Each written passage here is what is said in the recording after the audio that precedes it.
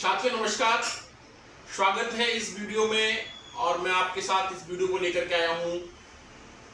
अभी कोविड जो चल रहा है उस कोविड के इस एपिसोड के अपडेट को लेकर के हम अभी बात करें तो लगभग टोटल भारत देश के अंदर 4026 की आज की संख्या है एक्टिव केसों की, कि लगभग 4026 मरीज अभी एक्टिव हैं।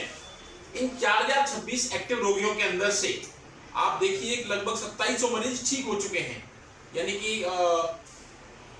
60% के आसपास लोग ठीक हो चुके हैं, 70% के आसपास।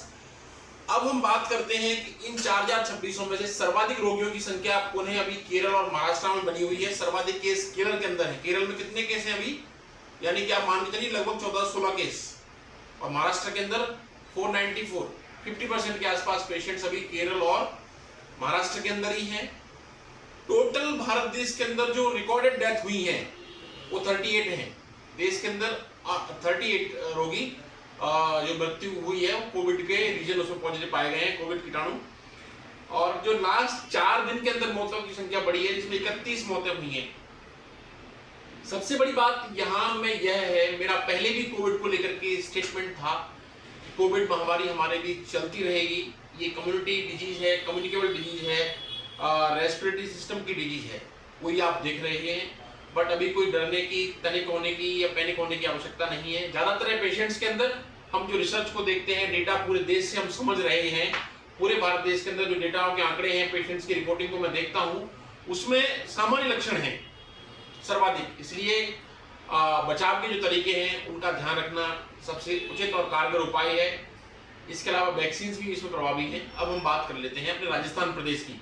मैं राजस्थान प्रदेश की राजधानी जयपुर से डॉक्टर रामकेश परमार आपको बताना चाहता हूं। राजस्थान के अंदर टोटल जो केस हैं वो कितने हैं, 113 केस अभी डॉक्यूमेंटेड हुए हैं, जिनमें से 75 केस अभी एक्टिव केस हैं। और रिकवरी के अंदर लगभग 37 पेशेंट्स रिकवर हो चुके हैं, 38 लोग रिकवर हो चुके हैं। हमारे राजस्थान के अंदर अभी डॉक्यूमेंटेड डेथ एक ही है।